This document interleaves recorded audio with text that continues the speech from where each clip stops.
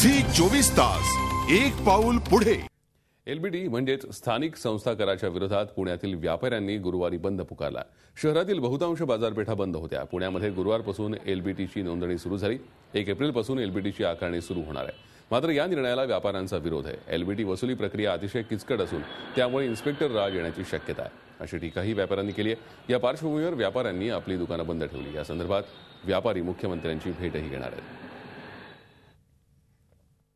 व्यापारी हा एक ग्राहकच आहे आणि व्यापाऱ्यांकडे जो काही टॅक्स लागेल तो शेवटी ग्राहकांच्यावरच ते वसूल करत असतात आणि त्यामुळे आज ग्राहक आणि व्यापारी याची एक चांगली अभेद्य युती लोकांना पाहायला मिळेल असं मला वाटतं। आणि आज अशा प्रकारे सगळ्यांनी एकत्र येऊन बंद केला। मूळ एलबीटीला तर विरोध आहे, परंतु आता लावलाच आहे तर मग तो योग्य रीतीने पाहिजे आणि सुलभ पाहिजे।